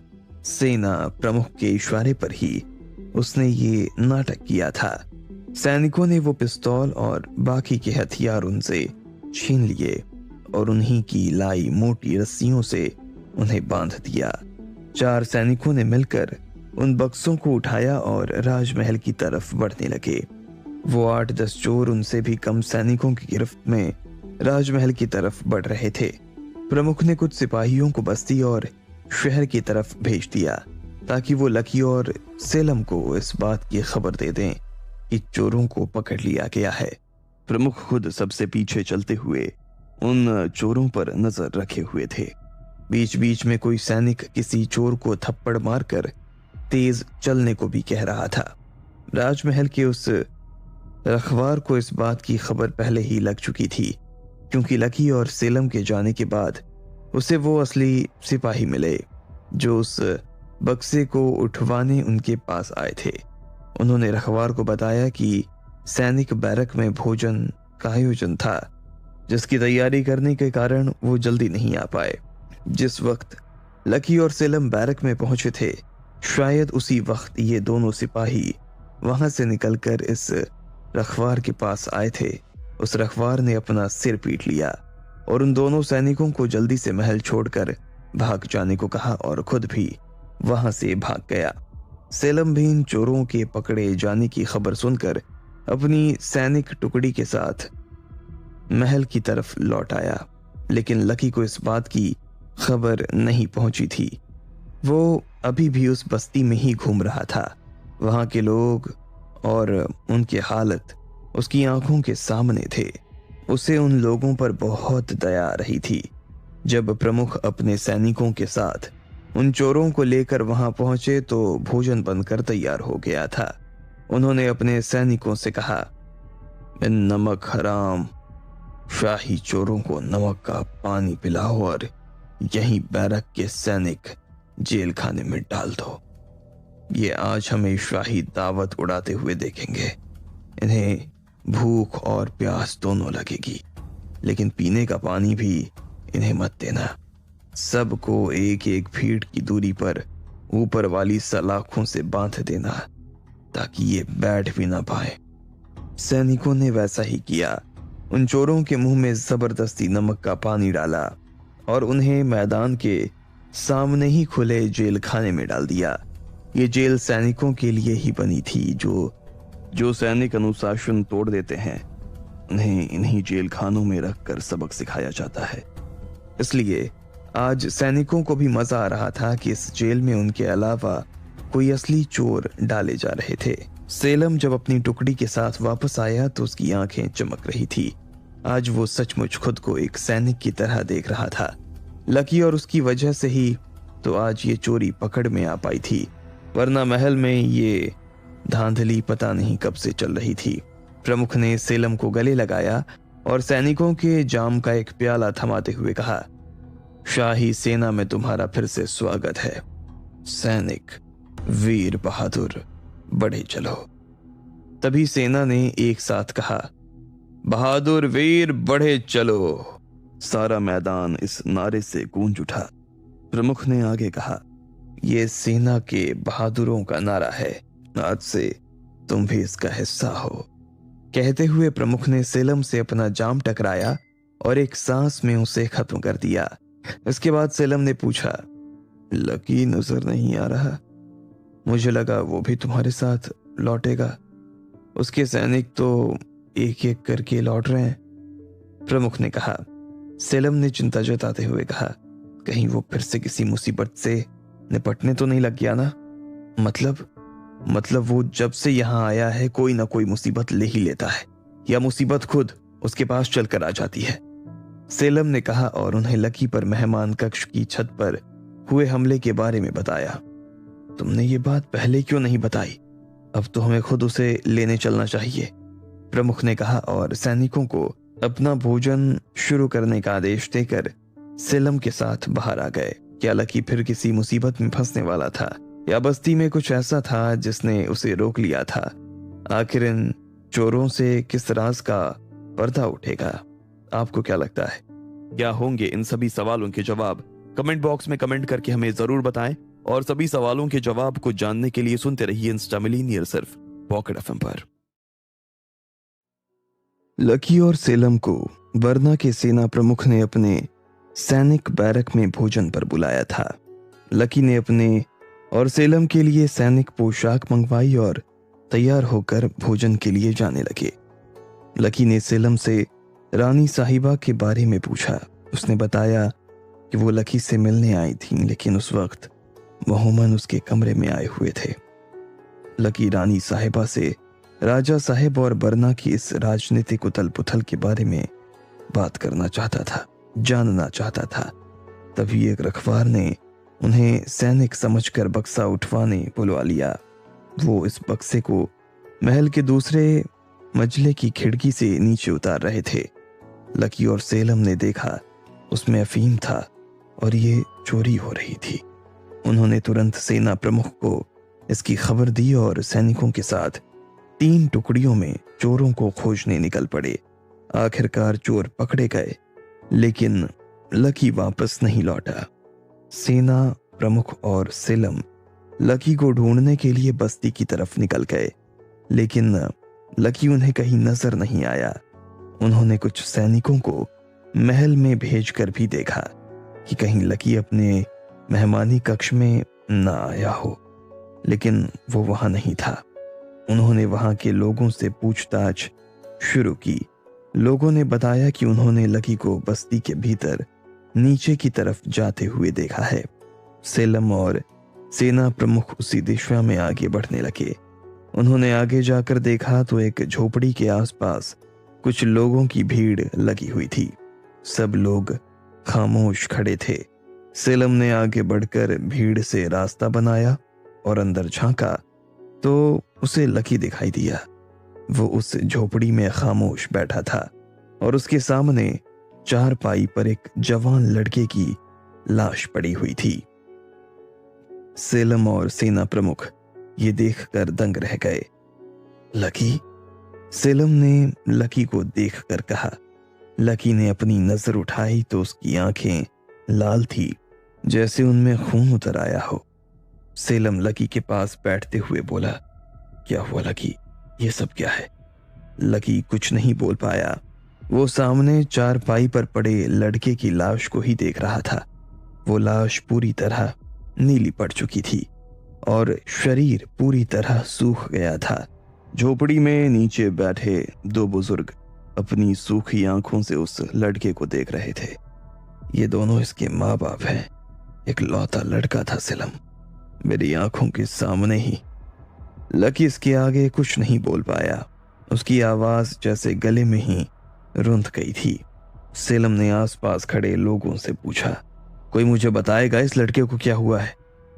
बुजुर्ग आदमी ने अपना हलक साफ करते हुए कहा, मेरा बेटा है साहब, अफीम की लत से बीमार हो गया। पिछले कुछ दिनों से इसे अफीम नहीं मिल रहा था। मेरे पास जो भी था सब बेचकर इसके लिए अफीम ला रहा था ताकि ये जिंदा बच जाए, लेकिन अभी अभी। वो बुजुर्ग अपनी बात कहते हुए रोने लगा। उसकी सूखी आंखों से झरझर आंसू बहने लगे। इसे अफीम कहां से मिला? सेना प्रमुख ने सवाल किया। भीड़ में खड़े सब लोगों ने प्रमुख को ऐसे देखा जैसे उन्होंने कोई अजीब सवाल कर लिया है। भीड़ में खड़ा एक आदमी बोला, सारे शहर में अफीम बिक रहा है साहब। कितने ही लोगों में इसकी लत लग गई है। यहाँ हमारी बस्ती में ऐसे ना जाने कितने घर हैं जिनमें कोई ना कोई इस लत से मर रहा है। पहले कम दामों में मिलता था और अब सोने के भाव बिक रहा है। आप लोगों ने राजमहल में इसकी शिकायत क्यों नहीं की? सेना प्रमुख ने पूछा। किससे शिकायत करें साहब, हमें भीतर ही कौन जाने देता है। आज आप लोग हमारी बस्ती में आए हैं, नहीं तो कौन यहाँ आता है? हम तो यहाँ के हैं भी या नहीं, यही एक बड़ा सवाल है। उस आदमी ने कहा। इस लड़के की सिसकियां सुनकर साहब यहाँ आए। ये लड़का अपनी आखिरी सांसें ले रहा था। इन्होंने उसे बचाने की बहुत कोशिश की, लेकिन जब शरीर में ही कुछ ना बचा हो तो किसी को क्या बचाया जा सकता है। लकी अब भी शांत नजरों से उस लड़के की लाश को देख रहा था। अचानक लकी उठा और उस लड़के को उठाते हुए बोला, हमें इसका दाह संस्कार कर देना चाहिए। इसकी लाश बहुत जल्दी सड़ जाएगी। सेलम ने लकी को सहारा दिया और दोनों उस लड़के की लाश लेकर बाहर आ गए। उस लड़के की बूढ़ी माँ अचानक फूट फूट कर रोने लगी। वो उठी और अपने बच्चे की लाश से लिपट गई। भीड़ के लोगों ने उसे लड़के की लाश से दूर किया। लकी उसे लेकर बस्ती के करीबी कब्रिस्तान की तरफ जा रहा था। तभी सेना प्रमुख ने उसे रोकते हुए कहा, ठहरो लकी, इस लड़के की लाश दफनाने से बेहतर है इसे जला दिया जाए। मुझे इसकी सही जगह पता है। सेना प्रमुख लकी और सेलम के साथ उस लड़के की लाश को महल के सैनिक बैरक में ले आए। उसके माँ बाप और बस्ती के कुछ लोग भी उनके साथ थे। उन्होंने मैदान के बीचों बीच उस लाश को रखा और सैनिकों से उसके अंतिम संस्कार की लकड़ियां लाने को कहा। कुछ सैनिक तुरंत लकड़ियों के गट्ठर वहां ले आए और एक चिता तैयार हो गई। इसके बाद सेना प्रमुख ने कहा, जेल खाने से उन चोरों को यहां लेकर आओ। सैनिक जाकर उन चोरों को ले आए। प्रमुख ने गुस्से भरी नजरों से उन चोरों को देखा और बस्ती के लोगों और लड़के के बूढ़े माँ बाप से कहा, आपके लड़के की मौत की जिम्मेदार यही लोग हैं। अफीम की तस्करी करते हुए हमने इन्हें पकड़ा है। अपने बच्चे की मौत पर बिलख रही बुढ़िया उन चारों के पास आई और कहने लगी, तुम भी किसी की औलाद हो। तुम्हारी माँ भी तुम्हें जन्म देते वक्त रोई होगी। आज मैं अपने बच्चे की मौत पर रो रही हूं। मेरा बेटा तुम्हारे अफीम की लत का शिकार हुआ। तुमने ही उसे मारा है।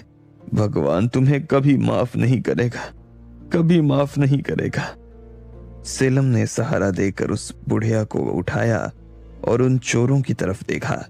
सबकी नजरें नीचे झुकी हुई थी और चेहरे उतर गए थे। सेना प्रमुख ने उन सभी चोरों को उस लड़के की चिता के आसपास खड़ा कर दिया और उस लड़के को चिता पर रखते हुए कहा, इसकी चिता की आंच शायद तुम्हारे जमीर को जगा दे और तुम अपने इस किए पर शर्मिंदा हो जाओ तो तुम्हारा यह जीवन बच जाएगा। नहीं तो मैं अपने इष्ट देव की कसम खाकर कहता हूं, तुम्हें इससे भी बदतर मौत दूंगा कि तुम्हारी रूह कांप जाएगी। लकी उस बुजुर्ग पिता को अपने बेटे की चिता तक लाया और अपने हाथों से उसे आग लगा दी। उस लड़के का बदन धूं धूं करके जलने लगा और उसकी आंच आसपास खड़े उन चोरों के बदन से चिपकने लगी। वो पीछे हटने लगे तो सैनिकों ने उन्हें डंडों से मार मार कर चिता के करीब किया। वो आग की लपटों से जलने लगे। उनके शरीर का नमक पिघलने लगा और वो सैनिकों से रहम की भीख मांगने लगे। उनकी चीखें बस्ती के लोगों के भीतर ठंडक भर रही थी। उन्हें पहली बार किसी अपने के होने का एहसास हो रहा था। वो बहती आंखों से लकी, सेलम, सेना प्रमुख और उनके सैनिकों को देख रहे थे। उन चोरों में से दो लोगों ने चीखते हुए कहा, हम बताएंगे, सब बताएंगे, हमें बचा लो, हम जल जाएंगे। वो घुटनों पर गिर गए, रहम की भीख मांगने लगे। सेना प्रमुख के इशारे से दो सैनिक उन्हें घसीटते हुए पीछे ले आए और उन पर ठंडा पानी उड़ेल दिया। उनके शरीर को गर्मी से राहत मिल गई। उन बाकी चोरों को भी इस ठंडे पानी की जरूरत थी। आखिर वो भी टूट गए और अपनी जान बचाने के लिए उन ठंडे पानी के घड़ों को खुद ही अपने ऊपर उड़ेलने लगे। उनके शरीर की गर्मी शांत हो गई। ये उनके लिए नरक से भी बुरी सजा थी। सैनिकों ने उन्हें वहां से उठाया और वापस बैरक के जेल खाने में बंद कर दिया। आखिर चिता शांत हुई और उस लड़के का शरीर 5 तत्वों में विलीन हो गया। इसके बाद सेना प्रमुख ने बस्ती के उन सभी लोगों को भोजन करवाया। वो बुजुर्ग दंपति खुद कई दिनों से भूखे थे। उन्होंने अपने बेटे की जलती चिता पर आंसू बहाते हुए पेट की आग को बुझा लिया। लकी देख रहा था कि कोई जिंदगी इतनी भी कठोर हो सकती है क्या। इसके बाद लकी ने बस्ती के उन सभी लोगों से कहा, आज के बाद आप सभी बरना के नागरिक हैं। आपका भी इस देश, यहाँ की जमीन पर उतना ही अधिकार है, उतना ही हक है जितना इस शहर के और यहाँ के बाकी जनता का है। आप लोग राजमहल और यहाँ के सैनिकों पर पूरी तरीके से भरोसा करें। इस अफीम की बुरी लत को हम खत्म करेंगे, सब मिलकर करेंगे। आज के बाद कोई भी आपकी बस्ती में अफीम ना ले। अगर उसे लत है तो फिर हमसे मिले, हम उसका इलाज करेंगे। डॉक्टर, वैद्यों की एक टीम आपके लिए हमेशा मौजूद रहेगी और कोई बेचता हुआ दिखे तो उसकी सूचना तुरंत बैरक के किसी भी सैनिक को करें। बोलिए, करेंगे? हाँ, हम इसे जड़ से खत्म कर देंगे। सबने एक साथ कहा। कोई भी नशा आपकी बस्ती में नहीं आना चाहिए, बस हमारा साथ दीजिए। सेलम ने कहा, नहीं आने देंगे। बरना जिंदाबाद, हमारी बस्ती जिंदाबाद। सब एक साथ नारे लगाने लगे। इसके बाद कुछ सैनिक उन बुजुर्ग दंपति और बस्ती के लोगों को वापस बस्ती में छोड़कर आए। लकी, सेलम और सेना प्रमुख ने बैरक जेल खाने में बंद उन चोरों से बातचीत शुरू की। बिना किसी मार के वो सब अपने आप कहने लगे, हमसे बहुत बड़ी गलती हुई है। चंद रुपयों के लालच में हम अपने ही लोगों की जिंदगियां बर्बाद करने लगे थे। हमें माफ कर दीजिए। यह सब कब से चल रहा है? महल से अफीम कहाँ जाती है? राजा साहब के जाने के बाद हम महल की अफीम चुराने लगे सर। इसके पहले अफीम कहाँ से आती थी हमें नहीं पता था, ना ही जानते हैं इसके बारे में। हम शहर से दूर बनी शाही दरवाजे से इन्हें लेते थे और शहर में बेच दिया करते थे। शाही दरवाजों से यानी दूसरे देशों से अफीम बरना में लाई जाती है, सेलम ने कहा। शहर में ये अफीम तुम किसे बेचते हो? सेना प्रमुख ने पूछा। कुछ व्यापारी हैं शहर में जिनके दूसरे धंधे भी हैं। उन्हीं धंधों की आड़ में वो लोग अफीम का कारोबार करते हैं। छोटे गांव और बस्तियों तक वो लोग अफीम पहुंचाते हैं, उन चोरों ने जवाब दिया। यानी तुम उन व्यापारियों को पहचान सकते हो? सेना प्रमुख ने कहा। हाँ हाँ, लेकिन उनकी बहुत पहुंच है, वो हमारे परिवारों को खत्म कर सकते हैं। चोरों में से एक आदमी ने बोला। इस वक्त तुम बरना के सेना प्रमुख के सामने बैठे हो, कोई तुम्हें और तुम्हारे परिवार को हाथ भी नहीं लगा सकता। खुलकर बोलो, सेलम ने उन्हें आश्वस्त करते हुए कहा। लकी अब तक खामोश बैठा उन्हें सुन रहा था। उसने अपनी खामोशी तोड़ते हुए उन चोरों से पूछा, राजमहल में दवाइयों के लिए अफीम मंगवाई जाती है। यहाँ के राजवैद्यों और डॉक्टरों ने तुम्हें ये अफीम बेची है? लकी का सवाल सुनकर वो बोला, पता नहीं साहब, एक व्यापारी ने हमें इस बात की खबर दी थी। उसने कहा था कि हम राजमहल के दूसरे मजले की खिड़की से तय वक्त पर अफीम का बक्सा उतरवा लें और इन लोगों तक पहुंचा दें। दूसरे 4 लोगों ने उसकी बात को आगे बढ़ाते हुए कहा, हम इस बक्से को लेकर उस व्यापारी के गोदाम पर रखाते हैं, जिसकी हमें अच्छी कीमत मिल जाती है। हम इतना ही जानते हैं, राजमहल से जो रखवार तुम्हें अफीम देता है उसका नाम जानते हो? सेलम ने सवाल किया। चोरों में से एक आदमी बोला, बिजबान, मैंने एक बार उस व्यापारी से यही नाम सुना था। लकी ने सेना प्रमुख की ओर देखा। सेना प्रमुख ने तुरंत अपने 2 सैनिकों को इस बिजबान नाम के रखवार का पता निकलवाने के लिए भेज दिया। उन सभी चोरों को सैनिक बैरक के जेल खाने से निकालकर नीचे महल के तहखाने वाली जेल में डाल दिया गया। उनके परिवारों को कुछ नहीं होगा, इस बात की गारंटी सेना प्रमुख ने खुद दी थी। तहखाने के अंधेरिया खुफिया कमरे में वही घुसपैठिया बंद था जिसने बैठक में हमला किया था और लकी ने उसे पकड़ लिया था। उसकी हालत पिछले कुछ घंटों में अधमरी सी हो गई थी। बगैर पानी के उसका पूरा बदन मुरझा गया था। इतनी मार से उसका खून भी काफी बह गया था। उससे उस कमरे का फर्श लाल हो गया। सेना प्रमुख ने लकी और सेलम को उस घुसपैठिए से मिलवाया। सेलम ने जब उसे देखा, उसके भीतर एक आह निकल गई।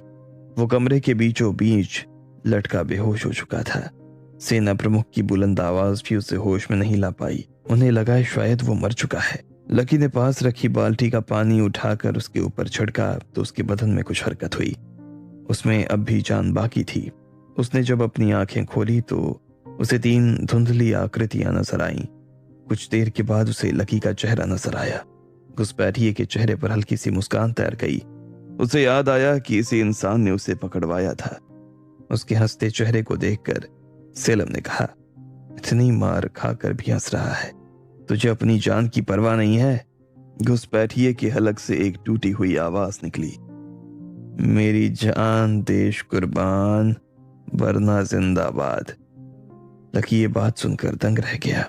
उसने अपने देश में आजादी के किस्से सुने थे, देश प्रेमियों को जिद पर जान कुर्बान करते सुना था। इस घुसपैठिए के ये शब्द उसके दिल में उतर गए। उसने बाल्टी का पानी उसे पिलाया और सेना प्रमुख और सेलम के साथ उस कमरे से बाहर आ गया। इस घुसपैठिए के दिल में इतना देश प्रेम क्यों था? और अगर ये बरना से प्रेम करता था तो राजमहल किसे मारने आया था? आखिर कौन है राजमहल के अफीम का सौदा करने वाला? आपको क्या लगता है, क्या होंगे इन सभी सवालों के जवाब? कमेंट बॉक्स में कमेंट करके हमें जरूर बताएं और सभी सवालों के जवाब को जानने के लिए सुनते रहिए इंस्टा मिलीनियर सिर्फ पॉकेट एफएम पर। बरना की दरबारी बैठक में हमलावर घुसपैठिए को पकड़ने के बाद लकी के चर्चे पूरे दरबार में फैल गए। महूमन खुद उससे मिलने आए। सेना प्रमुख ने उसे अपने सैनिक बैरक में रात के खाने पर बुलाया। लकी रानी साहिबा से मिलना चाहता था, लेकिन महोमन की वजह से वो नहीं आ पाई। लकी सेलम के साथ बैरक जा रहा था। तभी एक रखवार ने उन्हें सिपाही समझकर बक्सा उठाने के लिए बुला लिया। बक्से में अफीम था और उसकी चोरी हो रही थी। लकी ने सेना प्रमुख को इसकी खबर दी तो वो अपने सैनिकों की टुकड़ी के साथ उन चोरों को पकड़ने निकल पड़े। लकी भी महल की पिछली बस्ती में गया, जहां एक लड़का अफीम की तड़प से मर गया था। बैरक में उस लड़के का अंतिम संस्कार हुआ और उन चोरों ने बरना में अफीम तस्करी के कई राज खोल दिए, लेकिन उस घुसपैठिए ने मुंह नहीं खोला। वो बस खुद को एक देश प्रेमी बताता रहा। लकी सेलम और सेना प्रमुख के साथ तहखाने के खुफिया कमरे से बाहर आ गया। इस घुसपैठिए पर ना जाने क्यों उसे तरस आ रहा था। कोई इतना दर्द कैसे सहन कर सकता है? उसे देखकर लग रहा था जैसे वो बेकसूर है और किसी जिद की वजह से ये सजा पा रहा है। प्रमुख ने लकी के चेहरे पर चिंता की लकीरें देखकर पूछा, क्या हुआ लकी, तुम वापस क्यों आ गए? प्रमुख जी, मुझे नहीं लगता ये और कुछ बोलेगा। उसके सिर पर कोई जुनून सवार है। वो मर जाएगा लेकिन अपना इरादा नहीं बताएगा। लकी ने घुसपैठिए को लेकर कहा। लेकिन लकी, उसने भरी सभा में रानी साहिबा पर हमला करने की कोशिश की है। सेलम ने कहा। हमें कैसे पता कि वो रानी साहिबा पर ही तीर चला रहा था? लकी ने कहा। उसका निशाना उसी तरफ था लकी। अगर वो तीर छूट जाता तो महोमन या रानी साहिबा, दोनों में से किसी की भी जान जा सकती थी। मैं तो खुद वहां मौजूद था। प्रमुख ने लकी से कहा, और मैं उसके ठीक पीछे था। उसने अपना तीर कमान पर चढ़ा लिया था। हो सकता है वो किसी और को निशाना बनाने वाला था। लकी ने उसकी तरफ चिंता जताते हुए कहा, तुम्हें क्या हो गया है लकी? लग रहा है तुम्हें उस घुसपैठिए से हमदर्दी हो गई है। हाँ, क्योंकि मैंने उसकी आंखों में सच्चाई देखी है। याद है आपने मुझ पर भरोसा होने की बात कही थी? वही भरोसा मैंने उसमें देखा है। ये कोई आम इंसान नहीं है। प्रमुख, हमें उससे बात करने की कोशिश करनी होगी। लकी ने कहा। तुम्हें लगता है हमने उससे बात नहीं की? मार मार कर उसके गुट और उनके इरादों के बारे में पूछा है। प्रमुख ने लकी की बात का जवाब देते हुए कहा, यही तो गलती कर रहे हैं हम। शायद हमें उससे आमने सामने बैठकर बात करनी चाहिए। उसका इरादा जो भी हो, उसने ऐसा क्यों किया, इस सवाल का जवाब उसे देना होगा। और वो देगा, क्योंकि वो बरना से प्रेम करता है। सुना नहीं आपने? मौत के मुंह में होते हुए भी उसके होंठों पर बरना जिंदाबाद का नारा था। लकी की बात सुनकर सेलम और सेना प्रमुख दोनों खामोश हो गए। लकी की ये बात अब भी उन दोनों की समझ से बाहर थी। फिर भी प्रमुख ने लकी की बात का मान रखते हुए कहा, तुम कहते हो तो ये भी करके देख लेते हैं। मैं उसे साधारण कमरे में भिजवाता हूँ। उसके घाव पर मरहम पट्टी के लिए एक वैद्य का इंतजाम करता हूँ। जब वो ठीक होगा तो तुम खुद उससे बात करोगे। ठीक है, लकी ने प्रमुख को देखते हुए कहा। ठीक है, अब हमें जल्दी से जल्दी इस रखवार बिजवान को पकड़ना चाहिए। मेरे सैनिक उसका पता लेकर आ गए होंगे। इससे पहले कि उस व्यापारी और उसके बाकी साथियों को इसकी खबर लगे, हमें उन तक पहुंचना होगा। प्रमुख ने लकी और सेलम से कहा। तीनों तेज कदमों से वापस बैरक में आ गए। अब हमें जल्दी से जल्दी इस रखवार बिजवान को पकड़ना चाहिए। मेरे सैनिक उसका पता लेकर आ गए होंगे। इससे पहले कि उस व्यापारी और उसके बाकी साथियों को इसकी खबर लगे, हमें उन तक पहुंचना होगा। बिजवान की खबर लाने वाले सैनिक तो अभी नहीं लौटे थे, लेकिन वो सैनिक लौट आया था जिसे सेना प्रमुख ने दरबारी विधान सेन के पीछे भेजा था। उस सैनिक ने प्रमुख को प्रणाम किया और उन्हें एक तरफ आने का संकेत दिया। प्रमुख ने कहा, ये हमारे अपने लोग हैं, बरना देश के नागरिक हैं और अब हमारी शाही सेना के सैनिक। उस सैनिक ने लकी और सेलम को भी सलाम किया और उनसे कहा, मैंने विधान जी का पीछा किया। वो शहर होते हुए एक करीब के गांव में पहुंचे। छोटा सा गांव था, लेकिन वहां कई लोग थे। ऐसा लग रहा था किसी तरह का आयोजन होने जा रहा हो। आश्चर्य की बात थी कि उनमें सभी लोग किसान और मजदूर वर्ग के नजर आ रहे थे। विधान जी गांव के बीचों बीच बने एक घर में गए। मैं उनका पीछा करते हुए उस घर तक पहुंच गया। खिड़की से भीतर झांक कर देखा तो काले रंग की पोशाक में एक आदमी नजर आया। उसकी पोशाक हम सैनिकों जैसी ही थी, लेकिन हमसे थोड़ी सी अलग। वहां कई अजीब तरह की चीजें थीं, तीर कमान, तलवारें, ढाल और बड़े बड़े बक्से, जिनमें शायद हथियार ही थे। एक चीज जो मुझे नजर आई वो थी एक महल का नमूना, कुछ कुछ हमारे शाही राजमहल की तरह। आसपास दीवार भी खिंची हुई थी, जिनमें 4 छोटे दरवाजे भी लगे थे। बरना, प्रमुख ने कहा। उस सैनिक ने आगे कहा। विधान जी उस आदमी से बहुत देर तक बातें करते रहे। खिड़की पर शीशे चढ़े थे, इसलिए मैं उन्हें सुन नहीं पाया, लेकिन विधान जी बार बार उसे कोई घटना सुना रहे थे। उनके हाथों को देखकर लग रहा था कि वो किस्सा तीर कमान से ही जुड़ा था। बाद में उन्होंने एक तीर उठाकर अपने हाथ में लिया और दूसरा हाथ हवा में उठा दिया। लकी ने प्रमुख की ओर देखा। प्रमुख भी समझ गए थे कि विधान बैठक में हुए उसी हमले का बखान कर रहे थे, जिसे लकी ने बैठक कक्ष की छत से लटक कर रोक दिया था। लकी ने भी अपने एक हाथ में उसी तरह तीर पकड़ रखा था और दूसरे हाथ से वो छत का दरवाजा पकड़े लटक रहा था। इसके बाद क्या हुआ? प्रमुख ने अपने सैनिक से पूछा। वापस विधान सेन शहर लौट आए, बाजार से कुछ सब्जियां खरीदी और फिर अपने घर चले गए। मैंने घर तक उनका पीछा किया, कुछ देर वहां रुका भी रहा, लेकिन कोई बाहर नहीं आया तो मैं भी लौट आया। उस सैनिक ने जवाब दिया। शाबाश, तुमने एक श्रेष्ठ सैनिक होने का परिचय दिया है, वरना देश और तुम्हारे प्रमुख को तुम पर गर्व है। प्रमुख ने सैनिक की पीठ थपथपाते हुए कहा। सैनिक ने फिर से प्रमुख, लकी और सेलम को सलाम किया और वापस लौट गया। लकी और सेलम ने भी बदले में उसे सलाम पेश किया। वो बरना के सैनिकों का शाही सलाम सीख गए थे।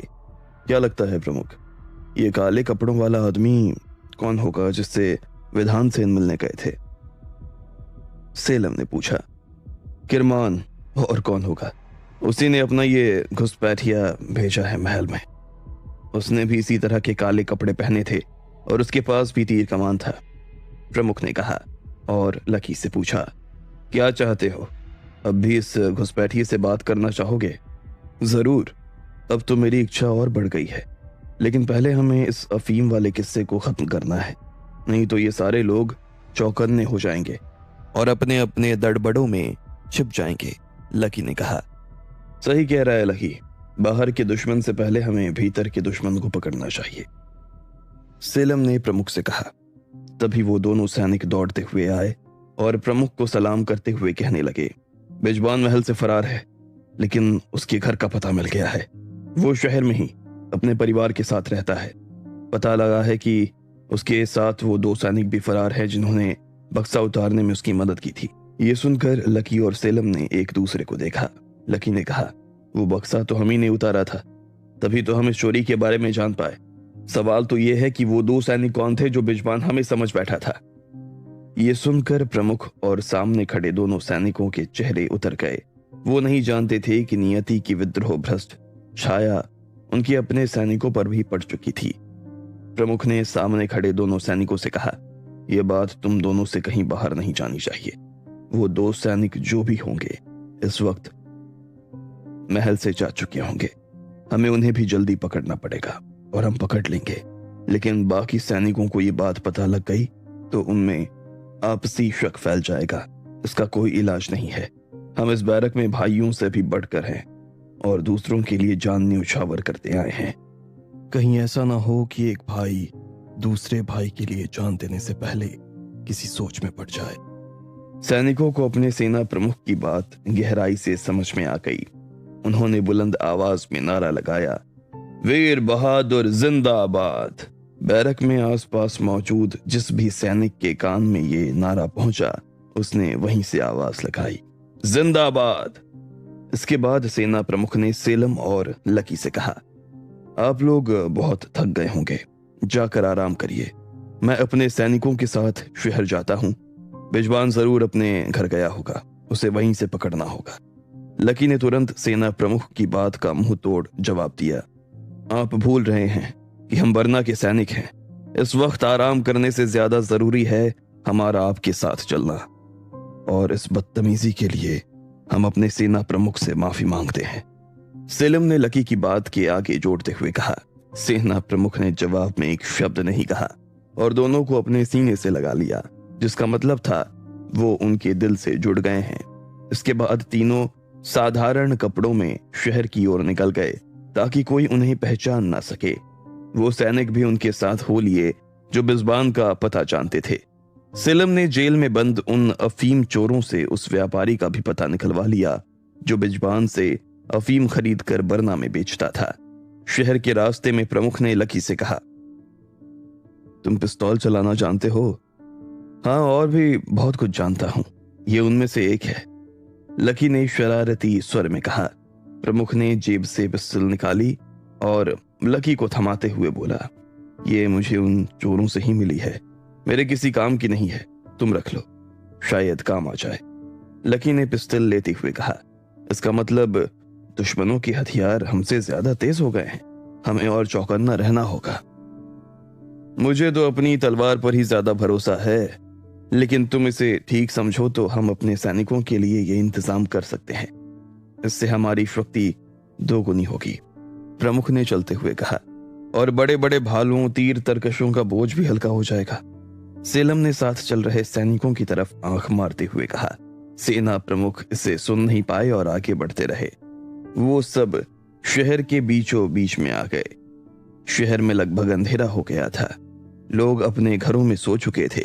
एक सैनिक ने हाथ के इशारे से बिजबान के घर का रास्ता दिखाया। लकी ने प्रमुख से कहा, हम 2 टुकड़ियों में बट जाते हैं, आप इन 2 सैनिकों के साथ बिजबान को पकड़िए और मैं सेलिम के साथ उस व्यापारी को, काम खत्म होने पर वापस यहीं मिलेंगे। प्रमुख को लकी की बात ठीक लगी। वो अपने सिपाहियों के साथ बिजबान के घर की तरफ बढ़ गए। लकी ने सेलिम से कहा, हमें सबसे पहले उस व्यापारी के गोदाम चलना चाहिए, लेकिन वो तो इस वक्त अपने घर पर होगा। सेलिम ने कहा, हो सकता है, लेकिन उसे भी अगर इस चोरी के पकड़े जाने का पता लगा होगा तो वो सबसे पहले अपने बचे हुए माल को बाहर निकालेगा। तुम इतने भरोसे से कैसे कह सकते हो? सेलिम ने पूछा। क्योंकि मैं खुद एक व्यापारी हूं, बिजनेसमैन, लकी ने कहा। तुम भी अपने देश में अफीम का धंधा करते हो? तुमने बताया नहीं? सेलिम ने कहा। इसलिए नहीं बताया कि तुम मुझे भी अफीम बेचने वाला समझोगे। अब एक भी सवाल नहीं, चुपचाप चलते रहो। लकी की बात सुनकर सेलिम चुप हो गया, लेकिन उसके दिमाग में अब भी कई सवाल चल रहे थे। वो कभी बरना से बाहर गया नहीं था, लेकिन विदेशों की हर बात उसे रोमांचक लगती थी। दोनों चलते हुए उस व्यापारी के माल गोदाम तक आ गए। गोदाम का दरवाजा बाहर से बंद था, लेकिन भीतर की हल्की रोशनी दरवाजों से बाहर आ रही थी। लकी ने उस रोशनी आ रहे दरवाजे पर अपना कान लगाते हुए भीतर की आवाज सुनी। कोई 2 लोग भीतर काम कर रहे थे। लकी समझ गया था कि बचे माल को कहीं और ले जाया जा रहा है। उसने सेलिम को दरवाजा बजाने का इशारा किया। सेलिम को लगा लकी मजाक कर रहा है। तभी लकी ने अपनी जेब से पिस्तौल निकाली और सेलिम की ओर कर दी। सेलिम ने डरते हुए दरवाजा बजा दिया। भीतर काम करने वाले लोग रुक गए। उन्होंने भीतर से आवाज लगाई, कौन है? बिजबान, सेलिम ने कहा। बिजबान, तुम वापस क्यों आ गए? भीतर से किसी ने सवाल किया। किसी को लेकर आया हूं, दरवाजा खोलो, सेलिम ने फिर उसी बनावटी आवाज में फुसफुसाते हुए कहा। दरवाजा खुल गया। व्यापारी अपने नौकर के साथ नजर आया। वो दूसरे फलों के बोरे में अफीम के फल भर रहे थे। लकी ने पिस्तौल की नली उनकी तरफ करते हुए कहा, हिलने की कोशिश मत करना वरना भून कर रख दूंगा। लकी का ये डायलॉग सुनकर सेलिम हैरान हो गया। उसने इससे दमदार धमकी कभी नहीं सुनी थी। लकी ने उसके हैरान चेहरे को देखकर कहा, हिंदी फिल्में नहीं देखते क्या? व्यापारी और वो नौकर लकी को ही देख रहे थे। उसके हाथ की पिस्टल ने उन्हें वहीं रोक दिया था। कौन होगा इस अफीम तस्करी का असली माफिया? क्या बिजबान सचमुच पकड़ा जाएगा? क्या इसके बाद लकी का सामना खुद किरमान से होगा? क्या है उस घुसपैठिए का राज? आपको क्या लगता है, क्या होंगे इन सभी सवालों के जवाब? कमेंट बॉक्स में कमेंट करके हमें जरूर बताएं और सभी सवालों के जवाब को जानने के लिए सुनते रहिए इंस्टा मिलीनियर सिर्फ पॉकेट एफएम पर।